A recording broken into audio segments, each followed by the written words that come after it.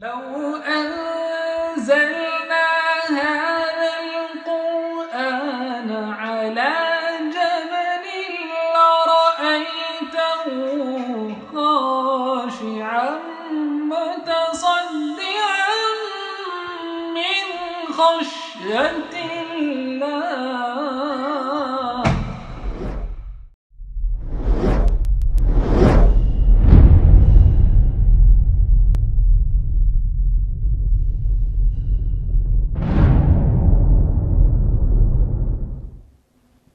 نحمده ونصلي على رسوله الكريم أما بعد وأعوذ بالله من الشيطان الرجيم بسم الله الرحمن الرحيم يا أيها الناس قد جاءتكم موعظة من ربكم وشفاء لما في الصدور وهدى ورحمة للمؤمنين. بسم الله الرحمن الرحيم رب اشرح لي صدري ويسر لي أمري واحلل عقدة من لساني يفقهوا قولي. عزیزی سامعات، السلام علیکم ورحمۃ اللہ وبرکاتہ۔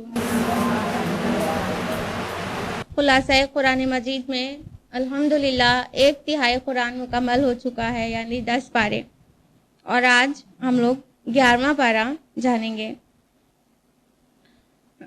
10ویں پارے کے آخر اور 11ویں پارے کے شروع میں سورہ توبہ ہے۔ سورہ توبہ چل رہی تھی کل، اور اس میں ہم لوگ سورہ توبہ کا سیکنڈ ہاف اسٹڈی کر رہے تھے، اور سیکنڈ ہاف جو کہ غزوہ تبوک موضوع پر ہے وہ آگے چل رہا ہے۔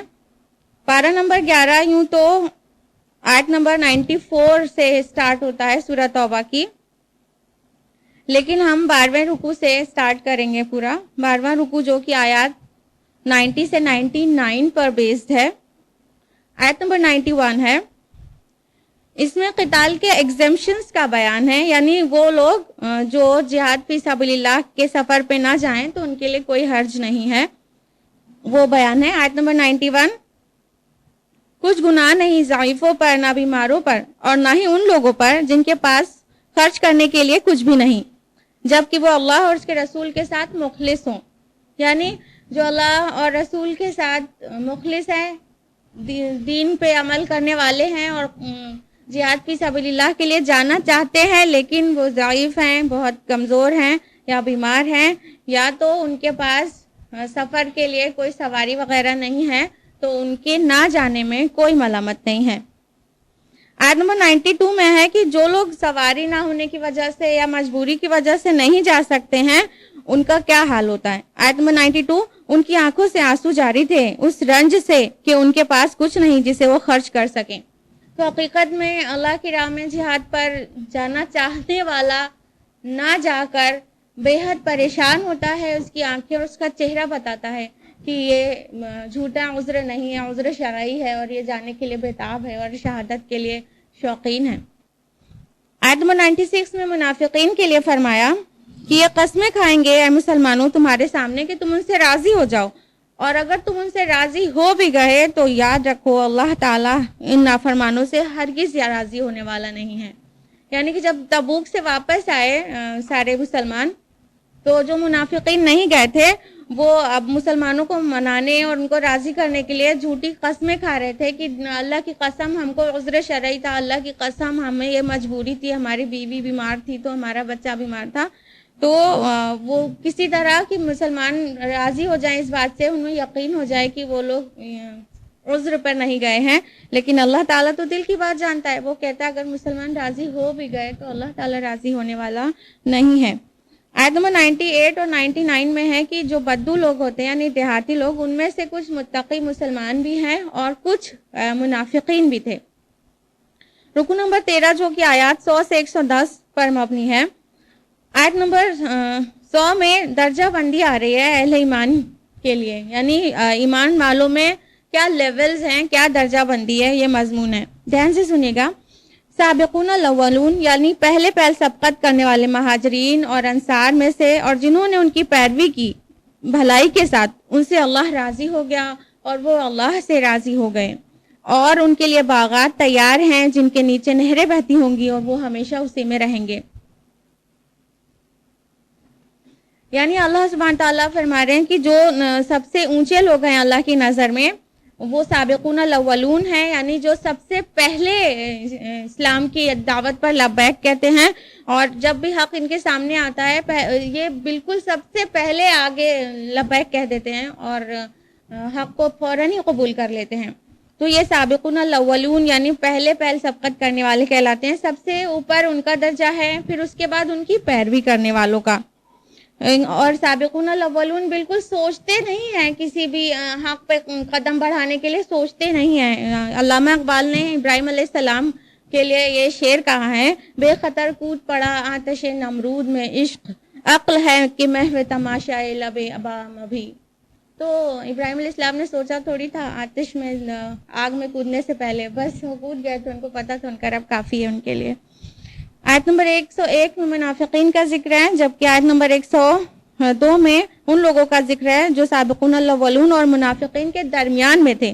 یعنی وہ مسلمان تو تھے لیکن ان کے اندر کم ہمتی تھی، سستی طاری ہو جاتی تھی، اور اس کا غلبہ ہو جانے کی وجہ سے وہ پیچھے رہ جانے والے میں ہو گئے تھے. تو ان کے لیے کہا گیا کہ اور کچھ دوسرے لوگ ہیں جو اپنے گناہوں کا اعتراف کرتے ہیں اور امید ہے کہ اللہ ان کے گناہوں کو معاف کر دے. یعنی وہ اپنے گناہوں کا اعتراف کرتے ہیں، وہ اپنے جو بھی ان سے غلطی خطا سرزد ہو گئی اس کے لیے جھوٹ نہیں بولتے اور جھوٹی قسمیں نہیں کھاتے ہیں، مان لیتے ہیں کہ ان سے غلطی ہو گئی. آیت نمبر 103 میں ہے کہ ان کے اموال میں سے صدقات قبول فرما لیجئے اور اس کے ذریعے آپ انہیں پاک کریے اور ان کا تزکیہ کریے. اللہ تعالیٰ رسول اللہ صلی اللہ علیہ وسلم سے فرما رہے ہیں کہ ان کے صدقات قبول کیجئے. ہوا یہ تھا کہ جو لوگ نہیں جا سکے تھے پھر انہوں نے توبہ کی اور اللہ نے ان کی معافی کا اعلان کر دیا، جیسے کہ ابھی ہم نے بتایا آیت نمبر 102 میں. تو اس کے بعد ان لوگوں نے معافی توبہ قبول ہو جانے کے لیے شکرانے میں صدقات دیے. تو اللہ تعالیٰ نے فرمایا اسے قبول کر لیجئے، لیکن اللہ تعالیٰ نے منافقین کا صدقہ قبول کرنے سے آپ صلی اللہ علیہ وسلم کو منع فرما دیا. آیت نمبر 106 میں کچھ اس ٹائپ کے اور لوگوں کا ذکر ہے، اور کچھ دوسرے لوگ ہیں جن کے معاملے کو اللہ کے فیصلے تک مؤخر کر دیا گیا ہے، چاہے تو انہیں عذاب دے اور چاہے تو ان کی توبہ قبول کرے. یہ اس کے بعد والے اور زیادہ کمزوری دکھانے والے لوگ تھے، اور ان میں 3 لوگ تھے جو تبوک میں نہیں گئے تھے، اور ان کا نام ہے کعب بن مالک، ہلال بن امیہ اور مرارہ بن ربیع. تو یہ تینوں تبوک میں نہیں جا سکے تھے، اور جب سفر پہ سب لوگ نکل چکے پھر انہیں ملال ہونا شروع ہوا، پھر توبہ کی، بہت توبہ کی. پھر رسول اللہ صلی اللہ علیہ وسلم جب واپس آئے تو اللہ کے رسول سے معافی مانگی، تو رسول اللہ صلی اللہ علیہ وسلم نے ان کو سزا سنائی، ان کا سوشل بائیکاٹ کر دیا گیا اور حکم دیا گیا کہ ان تینوں سے کوئی بھی بات نہیں کرے گا، یہاں تک کہ آخر میں ان کی بیویوں تک سے بات کرنے کے لیے منع کر دیا گیا تھا. اور یہ بائیکاٹ پورے 50 دن تک چلا ہے، کوئی قطع کلامی، کوئی ان سے بات نہیں کرتا تھا، یہ ان کی سزا تھی. اس کے بعد آیت نمبر 107 سے 110 کے درمیان مسجد زرار کا تذکرہ ہے. یہ مسجد منافقین نے قباء کی مسجد کے نزدیک ہی بنائی تھی، اور اس کے پیچھے ابو عامر راہب کا ہاتھ تھا، اور یہ ایک مرکز تھی منافقین کا، تاکہ وہاں پر مسلمانوں کے خلاف سازشیں کر سکیں، پلاننگز کر سکیں. اور منافقین نے آپ صلی اللہ علیہ وسلم سے بھی درخواست کی تھی کہ چل کے اس کا انوگریشن کر دیجئے، آپ پہلی نماز آپ پڑھا دیجئے. تو اللہ کے رسول صلی اللہ علیہ وسلم نے ٹال دیا کہ ابھی تو تبوک کے لیے مصروف ہیں. تو اس طرح رسول اللہ صلی اللہ علیہ وسلم وہاں پر نہیں گئے، یہاں تک کہ جب تبوک کے سفر پر نکل گئے تو وحی کے ذریعے اللہ کے رسول کو بتا دیا گیا کہ یہ مسجد جو ہے وہ زرار ہے ایکچولی، اور وہ ضرر پہنچانے کے لیے بنائی گئی ہے، آپ ہرگز وہاں نہ جائیے گا، اور اس کو مسمار کر دینے کا حکم آ گیا. تو آپ صلی اللہ علیہ وسلم نے اس مسجد کو ڈھا دینے کا حکم دے دیا. رکو نمبر 14 جو کہ آیات 111 سے 118 پر بیسڈ ہے، اس میں 2 بہت اہم آیات ہیں اگرچہ ہم سمجھیں. آیت نمبر 111 میں ہے یقیناً اللہ نے خرید لیا اہل ایمان سے ان کی جانیں بھی اور ان کے مال بھی اس قیمت پر کہ ان کے لیے جنت ہے. دیکھیے یہ حالانکہ ادھار کا سودا ہے اللہ تعالیٰ کا، لیکن یہ اللہ کا پختہ وعدہ ہے. اللہ تعالیٰ کہہ رہا ہے کہ مومنین کی جان اور مال اللہ تعالیٰ نے خرید لیا ہے، تو بیچ دو، اپنی جان اور مال کو بیچ دو اللہ کے ہاتھ، اور وہ اس کے بدلے میں جنت دے گا. فوری تو نقد سودا تو نہیں ہے، فوراً جنت مل جائے گی، ادھار کا سودا ہے، لیکن اللہ کا وعدہ پکا ہے. اسی آیت میں آگے ہے اور اللہ سے بڑھ کر عہد کو وفا کرنے والا کون ہے. بس خوشیاں مناؤ اس بائے پر جو سودا تم نے اس سے کیا ہے، اور یہی بڑی کامیابی ہے. تو اہل ایمان کو ان میں سے بننے کی کوشش کرنا چاہیے کہ اپنے آپ کو فروخت کر دے اللہ کے ہاتھوں. آیت نمبر 112 میں ہے اور توبہ کرنے والے، اللہ کی بندگی کرنے والے اور اللہ کی حمد کرنے والے، دنیاوی آسائشوں سے لا تعلق رہنے والے، رکوع کرنے والے، سجدہ کرنے والے، نیکی کا حکم دینے والے، بدی سے روکنے والے، اللہ کی حدود کی حفاظت کرنے والے، اور اے نبی آپ ان اہل ایمان کو بشارت دے دیجئے۔ تو یہی لوگ ہیں جو خوشخبری سنائے گئے ہیں، جن کے اندر یہ صفات ہیں۔ آیت نمبر 113 میں ہے کہ نبی صلی اللہ علیہ وسلم اور اہل ایمان کو روا نہیں کہ وہ استغفار کریں مشرکین کے لیے، خواہ ان کے قرابت دار ہی ہوں۔ تو مشرک مر جائے تو اس کے لیے دعا استغفار نہیں کیا جا سکتا ہے۔ آیت نمبر 117 اور 18 میں ہے کہ جن مسلمانوں کے دل میں بشری کمزوری کے تحت کچھ کجی آنے لگی تھی، ان کی قبول توبہ کا اعلان کر دیا اللہ تعالیٰ نے۔ یہی جو 3 اصحاب تھے اور جو بشری کمزوری کے تحت تبوک میں نہیں جانا چاہ رہے تھے، ان کے لیے اللہ تعالیٰ نے توبہ کا اعلان کر دیا۔ جب یہ آیت نازل ہوئی تو پھر وہ تینوں اصحاب کے لیے اللہ کے رسول نے جو بھی سزا سنائی تھی اس کو روک دیا۔ رکو نمبر 15 آیات 119 سے 122 پر مشتمل ہے۔ آیت نمبر 119 ہے، اے اہل ایمان، اللہ کا تقوی اختیار کرو اور سچے لوگوں کا ساتھ اختیار کرو۔ گویا جماعت میں رہنے کا حکم دیا جا رہا ہے کہ جماعت میں رہو اور اچھے لوگ یعنی اہل ایمان کے ساتھ جماعت بناؤ۔ آیت نمبر 120 سے 122 کا موضوع ہے کہ مدینہ سے باہر جو دیہاتی لوگ رہتے تھے، دیہاتی علاقوں میں، ان کو رسول اللہ صلی اللہ علیہ وسلم کا ساتھ بہت زیادہ میسر نہیں آ سکا تھا، تو ان کی اچھی طرح سے تربیت نہیں ہو سکی تھی، تو ان کے اندر علم دین کی کمی تھی، فہم کی کمی تھی، جس کی وجہ سے وہ پیچھے رہ جانے والوں میں ہو گئے، وہ آگے مسلمانوں میں اچھا ریسپانس نہیں دیتے تھے۔ تو ان کے لیے سولوشن بتایا جا رہا ہے اس آیت میں کہ کیوں نہ ان کا ایک گروہ آیا کہ دین کا فہم حاصل کرتا رسول اللہ کی صحبت میں اور پلٹ کر اپنے لوگوں کو سکھاتا۔ یہ ایک باقاعدہ نظام کی ہدایت دی جا رہی ہے کہ اگر رورل ایریاز میں دین کے مرکز نہیں ہیں، اچھی ایجوکیشن نہیں ہے، اچھی تربیت نہیں ہے، عمدہ مزکی نہیں ہے، تو ان کو چل کر شہر میں آنا چاہیے اور وہاں پہ سے سیکھ کر ان کے جو اصحاب ایسے ہیں جن کو اللہ نے عقل سے نوازا ہے، علم سے نوازا ہے، وہ آئیں شہر میں اور جہاں پر وہاں دین کا مرکز ہے وہاں سے علم حاصل کریں اور پلٹ کر جائیں اپنے پھر گاؤں کے ایریا میں، دیہاتی ایریا میں اس علم کو عام کریں۔ یہ سولوشن نہ صرف کل کے لیے بتایا گیا کہ مدینہ کے باہر جو بدو رہتے تھے وہ فائدہ اٹھائیں، بلکہ آف کورس یہ ہمارے لیے بھی اپلیکیبل ہے۔ رکو نمبر 16 جو کہ آیات 123 سے 129 پر مشتمل ہے۔ آیت نمبر 123 ہے، اے اہل ایمان، جنگ کرو ان کافروں سے جو تم سے قریب ہیں اور وہ تمہارے اندر سختی پائیں۔ یعنی کہ اس حکم میں اشارہ ہے کہ رسول اللہ صلی اللہ علیہ وسلم کی جو دعوت ہے وہ انٹرنیشنل ہے، تو اس لیے اسلامی حکومت کو چاہیے کہ وہ اپنی سرحدوں کو بڑھاتا جائے اور سرحد پر بسنے والے کفار کے ساتھ جنگ کیا جائے، یہاں تک کہ اسلامی حکومت کی سرحدیں بڑھتی جائیں اور دین کل کا کل اللہ کا ہی ہو جائے۔ آیت نمبر 124 اور 125 میں ہے کہ قرآن کے نزول سے ایمان والوں کا ایمان میں اور اضافہ ہو جاتا ہے اور منافقین کے نفاق میں اور اضافہ ہو جاتا ہے۔ آیت نمبر 128 سے رسول اللہ صلی اللہ علیہ وسلم کی فکر، محبت اور رحمت کا پتہ چلتا ہے کہ آپ صلی اللہ علیہ وسلم کو اپنی امت کی کتنی فکر تھی۔ آیت نمبر 128 ہے، آ چکا تمہارے پاس تمہیں میں سے ایک رسول، بہت بھاری گزرتی ہے آپ پر تمہاری تکلیف، تمہارے حق میں بھلائی کے بہت حریص ہیں اور اہل ایمان کے لیے شفیق اور رحیم ہیں۔ یعنی رسول اللہ صلی اللہ علیہ وسلم چاہتے تھے کہ جو سبھی لوگ ایمان لے آئیں، جو منافق ہیں وہ ایسی حرکتیں کرنا چھوڑ دیں، سب لوگ ایمان کیوں نہ لے آئیں، اور بہت زیادہ اس بات کے لیے فکر مند رہتے تھے۔ تو اللہ تعالیٰ نے آپ کی فکر کو قرآن میں اتار دیا۔ آیت نمبر 129 میں ہے، فَإِن تَوَلَّوْا فَقُلْ حَسْبِيَ اللَّهُ لَا إِلَٰهَ إِلَّا هُوَ، پھر اگر یہ روگردانی کریں تو اے نبی کہہ دیجئے میرے لیے تو اللہ کافی ہے اور اس کے سوا کوئی معبود نہیں، علیہ توکلت وہو رب العرش العظیم، میں نے تو اسی پر بھروسہ کیا اور بہت بڑے عرش کا مالک ہے، بے شک و شبہ۔ اس آیت کے ساتھ ہی سورہ توبہ مکمل ہوتی ہے الحمدللہ، اور اب ہم لوگ اگلی سورہ جانیں گے اور وہ ہے سورہ یونس۔ سورہ یونس سورہ نمبر 10 ہے مصحف میں، اس میں 11 رکوع اور 109 آیات ہیں، اور اس سورہ کا نام سورہ یونس اس لیے ہے کیونکہ آیت نمبر 98 میں اشارتاً یونس علیہ السلام کا ذکر آیا ہے، حالانکہ اس سورہ کا مرکزی موضوع یونس علیہ السلام کا واقعہ نہیں ہے۔ زمانہ نزول کی جہاں تک بات ہے تو اس سورہ کے مضمون کو دیکھ کر ایسا پتہ چلتا ہے کہ قیام مکہ کے آخری دور میں نازل شدہ سورہ ہے، جب مخالفین نے آپ صلی اللہ علیہ وسلم کی دعوت کے خلاف بہت زیادہ شدت پسندی اختیار کر لی تھی، اور رسول اللہ صلی اللہ علیہ وسلم کو اور صحابہ کو بہت زیادہ ٹارچر کیا جا رہا تھا۔ اس پارے سے یعنی 11ویں پارے سے لے کر 18ویں پارے تک سورہ مؤمنون تک 14 مکی صورتوں کا ایک طویل سلسلہ ہے۔ ابھی تک ہم لوگ 2 3 دیکھتے آ رہے تھے، لیکن اب 14 مکی صورتیں ایک ساتھ ہیں، اور سورہ یونس سورہ ہود کے ساتھ جوڑے کی شکل میں ہے، اور اس میں جو ریلیشن ہے سورہ یونس اور سورہ ہود کا، سورہ ہود اس کے بعد والی سورہ ہے، دونوں میں جو ریلیشن ہے وہ وہی ہے جو سورہ انعام اور سورہ اعراف میں ہم لوگ جان چکے ہیں۔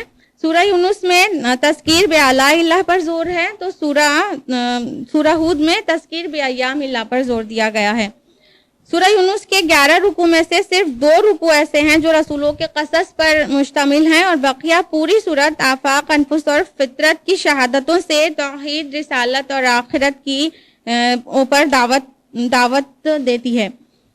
تو سورہ ہود کے 10 رکوع میں سے 7 رکوع رسولوں کے حالات پر اور ان کی قوموں پر عذاب کی تفاصیل بیان ہوئی ہے، اور صرف 3 رکوع میں اصولی مباحث وارد ہوئے ہیں۔ یعنی ایک جگہ تذکیر بآلاء اللہ شارٹ میں ہے، تذکیر بایام اللہ بڑا ہے، اور دوسری جگہ اس کا بالکل برعکس ہے۔ اولو العزم رسولوں کا جو تذکرہ کیا جاتا ہے اس کی 2 وجوہات ہیں موٹی موٹی۔ ایک تو یہ کہ مشرکین کو خبردار کر دیا جائے کہ تمہارے درمیان بھی اب رسول آ چکا ہے، جیسے ان قوموں کے درمیان آیا تھا، انہوں نے جھٹلایا تو ان پر اللہ کا عذاب آ گیا، اگر تم بھی جھٹلاؤ گے تم پر بھی اللہ کا عذاب آ سکتا ہے۔ اور دوسری جو اہم وجہ ہے وہ یہ کہ رسول اللہ صلی اللہ علیہ وسلم اور آپ کے جانثار ساتھیوں کو تسلی دینا اور ان کی حوصلہ افزائی کرنا، اور انہیں خوشخبری سنانا کہ پچھلے رسولوں کو بھی آزمایا گیا تھا اور ان کو بھی ستایا گیا تھا، ان کو بھی جھٹلایا گیا تھا، تو انہوں نے بہت ثابت قدمی اور صبر استقامت سے کام لیا، اور فائنلی جیت اور فتح انہی کی ہوئی اور کامیاب وہی ہو گئے۔ تو اے نبی اور اے مسلمانوں، تم بھی ہمت سے کام لو اور جلد ہی تمہاری کامیابی تمہارے قدم چومے گی۔ رکوع نمبر 1 آیت نمبر 1 سے 10 پر مشتمل ہے۔ آیت نمبر 1 ہے الف لام را تلک آیات الکتاب الحکیم، یہ بڑی حکمت سے بھری کتاب کی آیات ہیں۔ آیت نمبر 2 ہے کیا لوگوں کو تعجب ہوا کہ ہم نے وحی بھیج دی ایک شخص پر انہی میں سے؟ اس پر کافروں نے کہا کہ یہ تو کھلم کھلا جادو ہے۔ یہ کہتے تھے نا تم تو ہمارے جیسے ہو، ہمارے جیسے انسان ہو، تو اللہ تعالیٰ نے کہا ان کو اس بات پر تعجب ہوا کہ انہی کے جیسے انسان پر وحی بھیج دی۔ آیت نمبر 4 ہے تم سب کا لوٹنا اسی کی جانب ہے، یہ اللہ کا وعدہ ہے سچا، تاکہ ان لوگوں کو جزا دے جو ایمان لائے اور جنہوں نے اچھے عمل کیے انصاف کے ساتھ۔ تو اللہ تعالیٰ نے واضح کر دیا کہ تم کو لوٹنا اللہ کی طرف ہے۔ آیت نمبر 5 میں ہے وَالَّذِي جَعَلَ الشَّمْسَ ضِيَاءً وَالْقَمَرَ نُورًا، وہی ہے جس نے سورج کو روشن بنایا اور چاند کو چمک دی۔ یہاں پر شمس لفظ آیا ہے سورج کے لیے، اور اس کے ساتھ جو اس کی روشنی کے لیے لفظ آیا ہے وہ ضیاء آیا ہے۔ ضیاء مینس روشنی ہوتی ہے، ضوء مینس روشنی ہوتی ہے۔ تو یہ اپنی سورج کی اون لائٹ ہے، اس کی اپنی روشنی ہے، اس لیے یہاں پہ ضیاء ورڈ آیا ہے، لیکن قمر یعنی چاند کے لیے ضیاء ورڈ نہیں آیا ہے بلکہ نور آیا ہے۔ نور کا مطلب ہوتا ہے ریفلیکٹڈ لائٹ، جو چیز کسی کی روشنی سے چمک رہی ہو اس کو کہیں گے نور۔ ریفلیکشن کو کہتے ہیں لائٹ کے، نہ کہ خود برننگ چیز کو کہتے ہیں۔ تو سورج پہ تو کمبشن ہے جس کی وجہ سے وہ برننگ ہے اور وہ اپنی لائٹ پروڈیوس کر رہا ہے، لیکن چاند ہم سبھی جانتے ہیں کہ وہ اپنی روشنی نہیں پروڈیوس کر رہا ہے بلکہ وہ سورج کی روشنی سے چمکتا ہے۔ چاند کی جو چمک ہے وہ ریفلیکٹڈ لائٹ ہے۔ تو پورے قرآن میں ہر جگہ پر اس چیز کو دیکھیں گے آپ کہ کہیں پہ بھی چاند کے لیے اون لائٹ والا لفظ استعمال نہیں ہوا ہے، جیسے کہ سورج کے لیے ہوا ہے، ضیاء ہے اور ٹارچ ہے، یہ سب لفظ سورج کے لیے استعمال ہوا ہے، چاند کے لیے نور اور منیر لفظ استعمال ہوا ہے۔ اس سے پتہ چلتا ہے قرآن 100% کمپیٹیبل ہے ماڈرن سائنس سے۔ یہ چیزیں تو اب پتہ چل رہی ہیں نا، لیکن قرآن میں 1400 سال پہلے سے یہ سبھی سائنٹیفک فیکٹس پڑے ہوئے ہیں۔ اللہ تعالیٰ نے اس آیت میں آگے فرمایا اور وہ تفصیل بیان کرتا ہے اپنی آیات کی ان لوگوں کے لیے جو علم حاصل کرنا چاہتے ہیں، یعنی جو چاہے تو قرآن سے کچھ بہت طرح سے سیکھ سکتا ہے، نصیحت کے ساتھ ساتھ وہ سائنس بھی سیکھ سکتا ہے۔ آیت نمبر 9 میں ہے یقیناً جو ایمان لائے اور انہوں نے نیک اعمال کیے ان کا رب ان کے ایمان کے باعث پہنچا دے گا نعمتوں والے باغات میں جن کے نیچے نہریں بہ رہی ہوں گی۔ آیت نمبر 10 میں ہے دعواہم فیہا سبحانک اللہم، اس میں ان کا ترانہ ہوگا اے اللہ تو پاک ہے، وتحیتہم فیہا سلام، اور اس میں ان کی دعا سلام ہوگی، وآخر دعواہم ان الحمد للہ رب العالمین، اور ان کی دعا و مناجات کا اختتام ہوگا کہ کل حمد اور تعریف اللہ کے لیے ہے جو تمام جہانوں کا رب ہے۔ بے شک۔ رکو نمبر 2 جو کہ آیات 11 سے 20 پر مشتمل ہے، آیت نمبر 11 ہے اور اگر اللہ جلدی کر دیتا لوگوں کے لیے شر جیسے کہ وہ جلدی چاہتے ہیں خیر تو ان کی اجل کب کی پوری ہو چکی ہوتی۔ یعنی انسان اس قدر جلد باز ہے، ہر چیز اپنے لیے خیر کی جلدی چاہتا ہے، فوراً رزلٹ چاہتا ہے۔ اگر اللہ تعالیٰ ان کی برائیوں میں بھی فوراً نتیجہ دے دیتا تو ان کی مہلت عمل تو کب کی ختم ہو گئی ہوتی۔ آیت نمبر 12 میں ہے اور جب انسان کو کوئی تکلیف پہنچتی ہے تو وہ ہمیں پکارتا ہے لیٹے کھڑے بیٹھے، اور جب ہم اس کی تکلیف کو دور کر دیتے ہیں تو وہ ایسے چل دیتا ہے جیسے اس نے کبھی ہمیں پکارا ہی نہ تھا تکلیف پہنچنے پر۔ یہ کتنا عام ہے بتائیے ہمارے اور آپ کے درمیان بھی، ہاں کس قدر عام ہے کہ جب ہم مشکل میں ہوتے ہیں تو اللہ تعالیٰ کا اتنا ذکر کرتے، اتنا یاد کرتے، اتنا گڑ گڑاتے ہیں، اور جب اللہ تعالیٰ مشکل کو دور کر دیتا ہے تو ہم ایسا بھول جاتے ہیں رب کو اور اپنی آسائشوں میں ایسا بزی ہو جاتے ہیں جیسے ہم نے تکلیف میں کبھی نہیں بلایا تھا اللہ کو اور اس نے تکلیف نہ دور کی ہو جیسے۔ تو یہ کتنی ہم لوگوں کے سماج میں جو غفلت ہے اس سے کتنی کمپیٹیبل ہے یہ آیات کی، ابھی بھی یہی سب تو ہوتا ہے، بالکل غافل ہے انسان اپنی آسائشوں میں۔ آیت نمبر 15 ہے اور جب ان کو پڑھ کر سنائی جاتی ہے ہماری روشن آیات تو کہتے ہیں وہ لوگ جو ہم سے ملاقات کے امیدوار نہیں ہیں کہ اے محمد اس کے علاوہ کوئی اور قرآن پیش کریں یا کوئی ترمیم کریں اس میں۔ مشرکین مکہ رسول اللہ سے یہ ڈیمانڈ کرتے تھے یہ قرآن تو بہت ریجڈ ہے، آپ اس میں کچھ کمپرومائز کریے، کچھ مصالحت اختیار کیجئے، کچھ چینجز کیجئے یا تو کچھ اس کی ریجڈیٹی کم کر کے فلیکسیبل کیجئے۔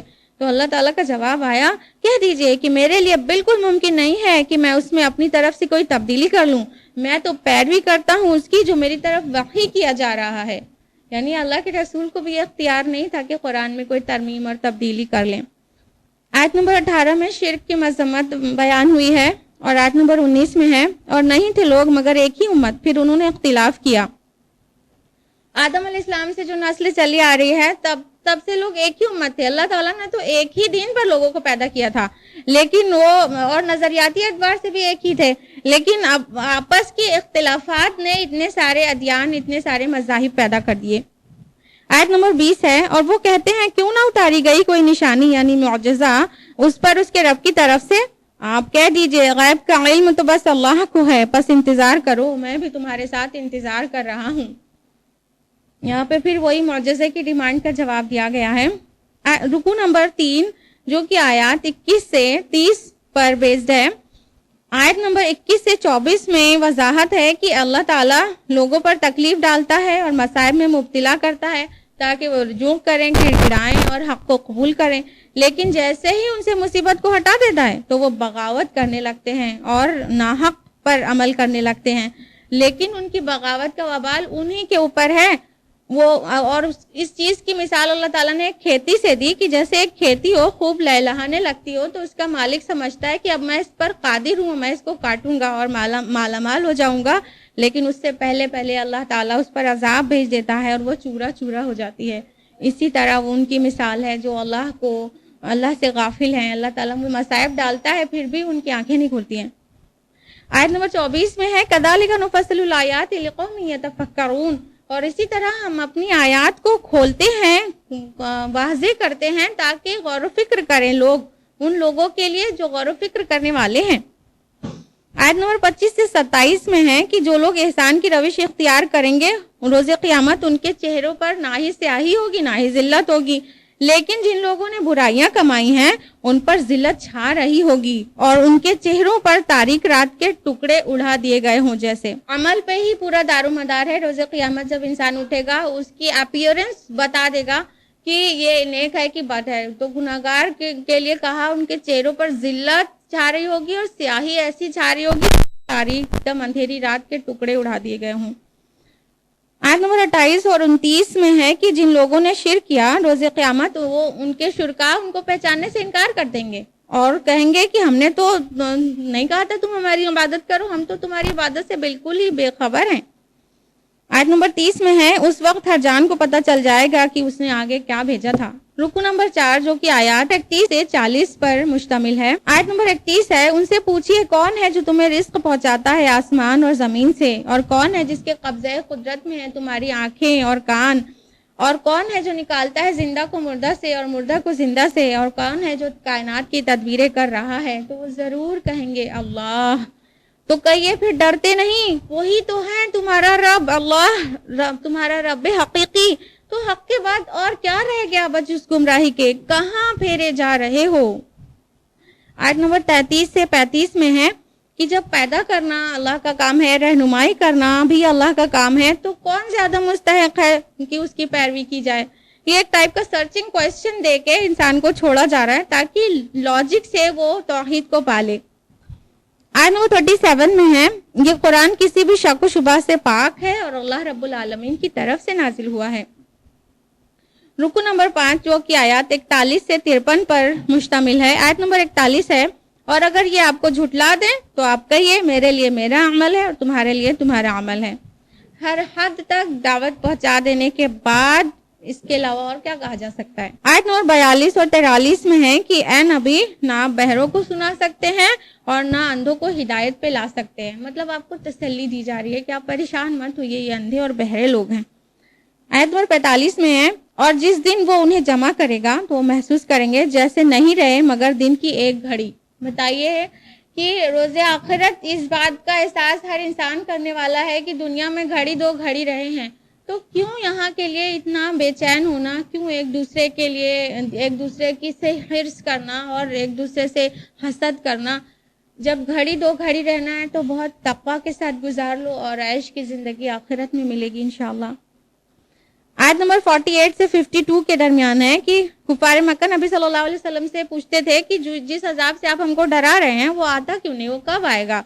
तो अल्लाह ताला ने जवाब दिया हर उम्मत के लिए एक वक्त मुअय्यन है, यानी जब वो आ जाएगा तो घड़ी भर नहीं खसकेगा और उस वक्त तुम्हारा ईमान लाना भी कोई फायदेमंद नहीं होगा। रुकू नंबर 6 है आयत नंबर 54 से 60 पर मुश्तमिल। आयत नंबर 54 से 56 तक में है कि अगर गुनाहगारों के पास जमीन की सारी दौलत हो तो वो दे डाले अपने आप को अजाब से बचाने के लिए। आगाह हो जाओ जमीन और आसमान की मिल्कियत अल्लाह ही की है, अल्लाह का वादा हक है, वही मारता है और वही जिलाता है।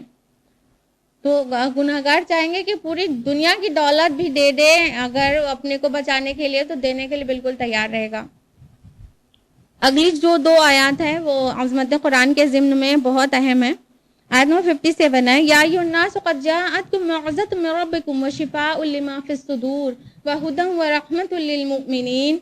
कि ऐ लोगों तुम्हारे रब की तरफ से एक चीज़ आ चुकी है जो मौइज़ा है यानी नर्म नसीहत है और दिलों में जो बीमारी है उसके लिए शिफा है और मोमिनीन के लिए हिदायत और रहमत है।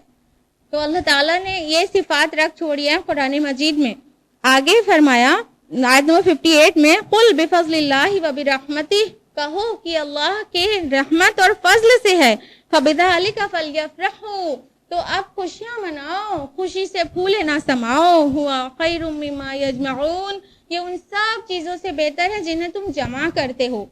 तो कुरान मजीद ने अब कुरान का नुज़ूल के लिए कुरान को हमें हमारे पास होने पे खुशियां मनाने के लिए जो लफ्ज़ इस्तेमाल किया है अल्लाह रब्बुल आलमीन ने वो है फलयफ़रहू, बस तुम खुशियां मनाओ। और फराहा से बनाए, फराहा का मतलब होता है खुशी से फूले ना समाना, बिल्कुल फूल जाना, खुशी में इतरा जाना। तो हर चीज़ में इतनी खुशी मनाना डिस्करेज्ड है इस्लाम में कि एकदम फूल जाए इंसान खुशी से। लेकिन कुरान मजीद का मिलना ये इस चीज़ का बाइस है कि इंसान खुशी से फूला ना समाए। जिस चीज़ के लिए और चीज़ों में मना किया गया है कुरान के लिए उतनी खुशी मनाने के लिए कहा है अल्लाह रब्बुल आलमीन ने। और इसके लिए कहा है कि हुआ खैरुम मिम्मा यजमऊन, ये उन सभी चीज़ों से बेहतर है जो तुम जमा करते हो। यानी हमारे जो गाड़ियाँ जमा करना है और हमारा कैश जमा करना है, सोने चांदी को जमा करना है और प्रॉपर्टीज जमा करना है, चाहे जो चीज का शौक हो जमा करने का, तो अल्लाह ताला ने कहा ये उन सभी चीज़ों से बेहतर है, ये कुरान हकीम ये सबसे बेहतर है जमा करने के लिए, उन जो तुमको जमा करते हो उससे बेहतर ये है। रुकू नंबर 7 आयत 61 से 70 पर बेस्ड है। आयत नंबर 61 है, और नहीं गायब होती आपके रब से जरा बराबर कोई चीज आसमानों में और ना जमीन में, और ना जरे से कमतर और ना उससे बड़ी, मगर ये कि वो एक रोशन किताब में दर्ज है। एक तो इस आयत में अल्लाह ताला के इल्म कदीम का जिक्र है कि अल्लाह ताला हर चीज को जानता है, उसका इल्म कदीम है। दूसरी बात जो साइंटिफिक नोट करने की है, वो यहाँ पर कहा गया कि जर्रे से बड़ी चीज या जर्रे से छोटी। जर्रा जो लफ्ज है अरबी में, वो इंग्लिश में एटम के लिए इस्तेमाल होता है, एटम, परमाणु हिंदी में कहते हैं। तो एटम को अभी से पहले तक स्मॉलेस्ट पार्टिकल कहा जाता था मैटर का। ये तो बिल्कुल रीसेंट डिस्कवरीज हैं जो एटम के फर्दर पार्टिकल्स डिस्कवर हुए हैं, प्रोटॉन, न्यूट्रॉन और इलेक्ट्रॉन। तो ये तो करंट डिस्कवरीज हैं, लेकिन कुरान मजीद में 1400 साल पहले से ये बात लिखी हुई है कि जर्रे से छोटी चीज भी वजूद रखती है। अब जाके पता चला कि जर्रा यानी एटम के फर्दर डिविजन्स हैं, प्रोटॉन, न्यूट्रॉन और इलेक्ट्रॉन। आयत नंबर 62 है, अल्लाह इन्ना औलिया अल्लाह ला खौफुन अलैहिम वला हुम यहज़नून, कि जान लो अल्लाह के औलिया, अल्लाह के दोस्तों को ना ही कोई खौफ है और ना ही कोई रंज। और ये औलिया अल्लाह जो है कोई स्पेशल टाइप की मखलूक नहीं होते हैं, बल्कि ये वही लोग होते हैं जिनके दिल में ईमान होता है और अमल में तकवा होता है। यानी कोई भी इंसान अपने ईमान और अमाल सालिहा को करने के बाद वो अल्लाह का वली बन सकता है, अल्लाह के नज़दीक जा सकता है, उसका दोस्त बन सकता है। तो उसके लिए खुशखबरी है, ना उसे गम होगा ना रंज, और ये क़यामत में भी और दुनिया में भी रंजो गम से बिल्कुल पाक हो जाता है वो इंसान जो अल्लाह की तरफ रुजू करने वाला होता है। आयत नंबर 64 में है, अल्लाह की बातों में कोई तब्दीली नहीं हो सकती, यही तो बड़ी कामयाबी है, यानी अल्लाह का वली को कभी भी रंजो गम नहीं होगा।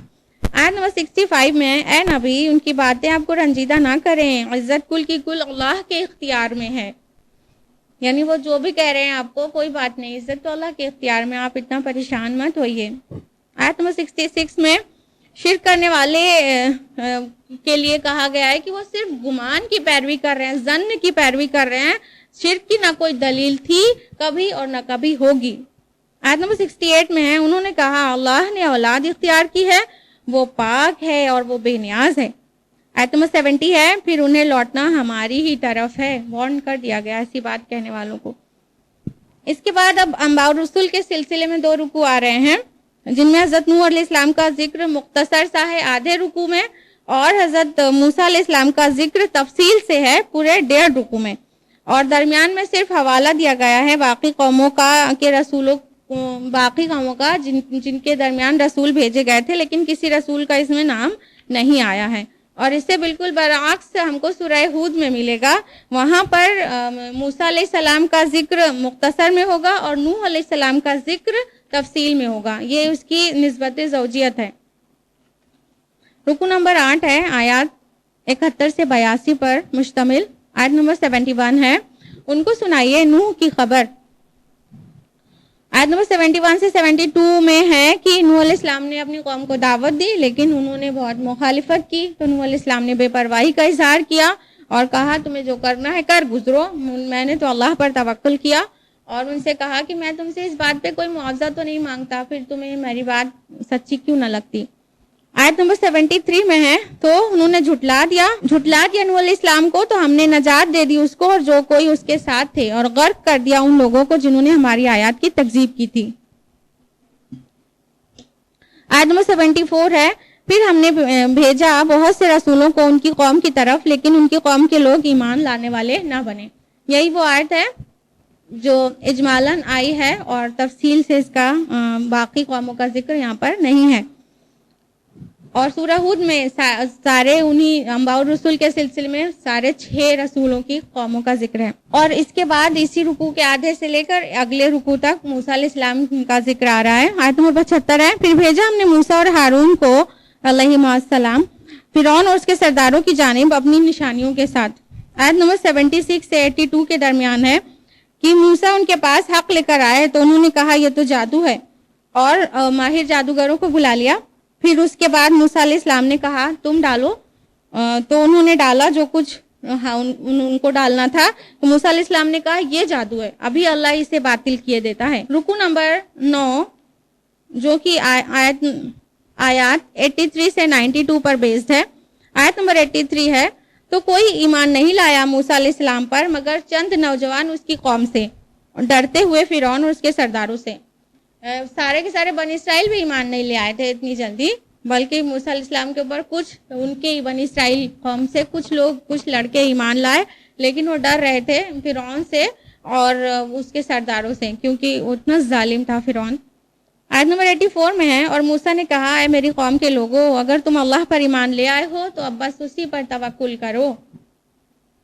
آیت نمبر 87 میں ہے کہ اور ہم نے وحی کی موسیٰ اور اس کے بھائی کو کہ تم اپنی قوم کے لیے مصر میں کچھ گھر معین کر لو اور بناؤ اپنے گھروں کو قبلہ رخ اور نماز قائم کرو اور اہل ایمان کو بشارت دے دو. یعنی کہ فرعون کے ظلم و ستم کی وجہ سے مسجد تو نہیں بنائی جا سکتی تھی, تو اس لیے اللہ تعالیٰ نے ان کو نمازیں پڑھنے کا حکم دیا اپنے گھروں کے اندر, اور گھر کو کہا قبلہ رخ بناؤ اور گھروں کو ہی مسجد بنا لو, گھر میں ہی نماز ادا کرو. اس آیت سے نماز کی اہمیت کا پتہ چلتا ہے. ایک تو یہ کہ دیگر انبیاء اور رسول کی قوم پر بھی نمازیں فرض تھیں. دوسری بات یہ کہ چاہے جتنے ظلم و ستم کا دور ہو پھر بھی نماز پڑھنے سے باز مت آؤ, کیسے بھی کہاں بھی چھپ چھپا کر, لیکن نماز ادا کرنا ہے تو کرنا ہے. ایمان لانے کے بعد جو پہلا فرض آ جاتا ہے ایک مسلمان کے اوپر وہ ہے صلاح. آیت نمبر 88 میں ہے کہ موسیٰ علیہ السلام نے دعا کی اے ہمارے رب ان کے اموال کو برباد کر دے اور ان کے دلوں میں سختی پیدا کر دے کہ اب ایمان نہ لانے پائیں جب تک عذاب علیم کو نہ دیکھ لیں. یہ موسیٰ علیہ السلام کی آل فرعون سے بیزاری کی آخری حد ہے. سوچئے کس قدر پریشان کیا ہوگا آل فرعون نے موسیٰ علیہ السلام کو کہ آپ کے منہ سے بددعا نکل گئی کہ اب یہ واقعی ایمان نہ لائیں, اب ان کو بالکل توفیق نہ ہو ایمان لانے کی, ان کے دل کو سخت کر دیں اور ان کے مال اسباب کو برباد کر دیں. اور جب نبی بددعا کر دیتا ہے تو قبول ضرور ہوتی ہے.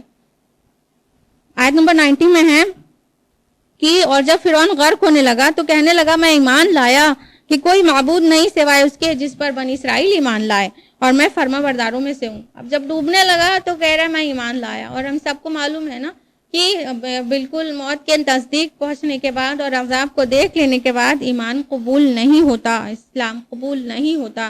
تو بالکل ڈوبتے وقت کہنے لگا میں ایمان لایا, لیکن اللہ تعالیٰ نے اس سے قبول نہیں کیا, بلکہ کیا کہا آیت نمبر 92 میں ہے اللہ تعالیٰ نے فرمایا تو آج ہم تمہارے بدن کو بچائے دیتے ہیں تاکہ تم بعد والوں کے لیے نشانی بنو. اللہ تعالیٰ نے فرعون کی نشانی رکھ چھوڑی ہے باقی لوگوں کے لیے کہ وہ اسے دیکھ کر انسپریشن لے کہ اللہ کی نافرمانی کرنے والوں کا کیا حال ہوتا ہے. جب فرعون غرق ہو گیا تھا تو کچھ دنوں کے بعد اس کی لاش کنارے پر ملی ہے اور پوری باڈی پوری مسلم تھی, بس صرف اس کی ناک کٹی ہوئی تھی, کسی مچھلی نے کاٹ لی تھی. اور اب وہ جو فرعون کی ممی ہے وہ قاہرہ کے میوزیم میں آج بھی پریزروڈ ہے. تو جو چاہے نصیحت حاصل کرے اس کو وزٹ کرے اور دیکھ لے کہ اللہ کے نافرمانوں کا کیا حال ہوتا ہے. رکو نمبر 10 جو کہ آیات 93 سے 103 پر بیسڈ ہے. آیت نمبر 93 ہے بنی اسرائیل نے اختلاف کیا یہاں تک کہ ان کے پاس علم آ گیا, یقیناً آپ کا رب فیصلہ کرے گا ان کے مابین قیامت کے دن جن چیزوں میں وہ اختلاف کرتے رہے تھے. اب بنی اسرائیل کے بارے میں بات ہو رہی ہے کہ انہوں نے جو اختلافات کیا ہے وہ اس لیے نہیں کیا ہے کہ ان کے پاس علم نہیں تھا, گمراہی میں بھٹک رہے تھے, بلکہ علم آ چکا تھا, تورات مل چکی تھی, اس کے بعد بھی اختلاف کیا. علم آنے کے بعد تو اللہ تعالیٰ فرما رہے ہیں ہم ان کا فیصلہ کریں گے روز قیامت جس میں وہ اختلاف کرتے ہیں. آیت نمبر 94 اور 95 میں ہے, اور یہاں پر مشرکین مکہ سے انڈائریکٹ خطاب ہے کہ جو قرآن نازل کیا ہے اللہ تعالیٰ نے اس میں کوئی شک شبہ نہیں ہے, اس میں شک کی کوئی گنجائش نہیں ہے.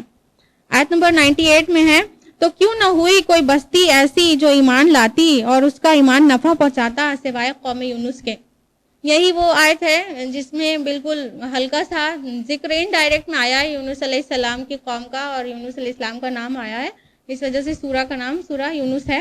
اور جس انداز میں یہاں پر اس آیت کو کوٹ کیا گیا ہے وہ کیا تھا اس کا پس منظر کہ یونس علیہ السلام کو اللہ تعالیٰ نے ابھی ہجرت کا باقاعدہ حکم نہیں دیا تھا. ان کے قوم پر عذاب کی ڈیٹ بتا دی تھی, اناؤنسمنٹ بھی ہو گیا تھا, لیکن ابھی یونس علیہ السلام کو اپنی قوم کو چھوڑ کے جانے کا حکم باقاعدہ نہیں آیا تھا ہجرت کا. ایسے ہی رسول اللہ صلی اللہ علیہ وسلم کے ساتھ بھی ہوا تھا کہ تمام مسلمان ہجرت کر گئے اور آپ ابھی تک رکے تھے, اور حضرت ابوبکر روز پوچھتے تھے اللہ کے رسول حکم آیا, ہجرت کا حکم آیا. تو اس طرح جب تک رسول کو باقاعدہ وحی نہ آ جائے, وحی جلی نہ آ جائے کہ اب ہجرت آپ کر سکتے ہیں, تب تک وہ قوم کو چھوڑ نہیں سکتا ہے. تو یونس علیہ السلام جو ہے ان سے اتنا بیزار ہو گئے تھے کہ ان کو ٹائم سے پہلے چھوڑ کر نکل گئے, اور جب ٹائم سے پہلے انہوں نے چھوڑ دیا اور قوم کو اپنی جگہ, پھر اس کے بعد یونس علیہ السلام کے ساتھ کیا ہوا وہ سب آپ لوگوں کو پتہ ہوگا. ادھر ان کی قوم نینوا جو تھی وہ عذاب کے آثار دیکھ کر گھبرا گئی اور پھر توبہ کرنے لگی. خوب توبہ, اجتماعی توبہ ہوئی, خوب توبہ ہوئی, یہاں تک کہ اللہ تعالیٰ نے ان کی توبہ قبول کر لی. یہ بالکل ایکسیپشنل کیس ہے جہاں پر عذاب کے آثار آنے کے بعد قبول توبہ ہے, اسی لیے یہاں پہ سوائے قوم یونس کہا گیا. تو کیونکہ یونس علیہ السلام سے اتنی سی لغزش ہو گئی تھی نا کہ وہ ٹائم سے پہلے قوم کو چھوڑ کر گئے تھے, اس لیے ان کی قوم کو اس کا بینیفٹ مل گیا اور ان کی توبہ عذاب کے ظاہر ہونے کے بعد قبول ہو گئی. آیت نمبر 99 میں ہے, اور اے نبی اگر آپ کا رب چاہتا تو زمین میں جتنے لوگ ہیں سب کے سب ایمان لے آتے. یعنی رسول اللہ صلی اللہ علیہ وسلم کی یہی خواہش تھی نا کہ سب ایمان لے آئیں, سب اسلام قبول کر لیں, کوئی کیوں آگ میں جائے. تو اللہ تعالیٰ نے کہا کہ اگر آپ کا رب چاہتا تو خیر سبھی ایمان لے آتے, لیکن اللہ تعالیٰ کا ایک اصول ہے, ایک سنت ہے, وہ یہ کہ جب کوئی ہٹ دھرمی پہ آمادہ ہو جاتا ہے, کوئی بالکل ضد پہ آمادہ ہو جاتا ہے, تعصب کرنے لگتا ہے, تو اللہ تعالیٰ اس سے ہدایت طلب کر لیتا ہے, ہدایت کی اب گنجائش باقی نہیں چھوڑتا ہے. آیت نمبر 102 میں ہے, کہہ دیجئے کہ بس انتظار کرو, میں بھی تمہارے ساتھ انتظار کرنے والوں میں ہوں. رکو نمبر 11 جو کہ آیات 104 سے 109 پر بیسڈ ہے, اور یہ آخری رکو ہے, اس لیے بالکل فیصلہ کن انداز میں یہاں پر بات ہو رہی ہے. آیت نمبر 104 ہے, اے نبی کہہ دیجئے اے لوگو اگر تمہیں میرے دین کے بارے میں کوئی شک ہے تو میں ہرگز پوچھنے والا نہیں ہوں ان کو جن کو تم پوچھتے ہو اللہ کے سوا, بلکہ میں تو پوچھوں گا اسی کو جس کے قبضے میں تمہاری موت ہے. یعنی اللہ کے رسول سے کہا اب آپ دو ٹک ان کو جواب دے دیجئے کہ قرآن کو بہت ریجڈ کہتے ہیں اور کوئی مصالحت اور کمپرومائز کی ڈیمانڈ کرتے ہیں, تو کہہ دیجئے نہ ہی کوئی فلیکسیبلٹی آئے گی اور نہ ہی کوئی کمپرومائز ہوگا, بلکہ جو تم آفرز دے رہے ہو کہ ایک سال تم ہمارے معبودوں کو پوجیے, ایک سال ہم آپ کے معبود کی عبادت کر لیں, تو کہہ دیجئے ہرگز میں آپ کے معبودوں کی عبادت کرنے والا نہیں ہوں, بس میں اسی الہ کی عبادت کروں گا جس سے قبضے میں آپ کی جان ہے اور آپ کی موت ہے.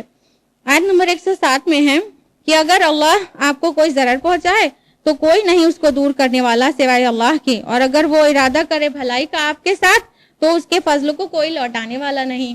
یعنی اے نبی ساری چیز اللہ کے اختیار میں ہے اور آپ اطمینان رکھیے, اللہ تعالیٰ آپ کی حفاظت کرنے والا ہے. آیت نمبر 109 میں ہے جو کہ آخری آیت ہے, اے نبی آپ پیروی کرتے جائیے اس کی جو آپ کی طرف وحی کیا جا رہا ہے, اور صبر کیجئے یہاں تک کہ اللہ فیصلہ کر دے, یقیناً وہ سب سے بہتر فیصلہ کرنے والا ہے. اس کے ساتھ ہی سورہ یونس مکمل ہوتی ہے, اور لیکن 11ویں پارے میں ہی سورہ ہود سٹارٹ ہو جاتی ہے, صرف 5 آیات 11ویں پارے میں آتی ہے.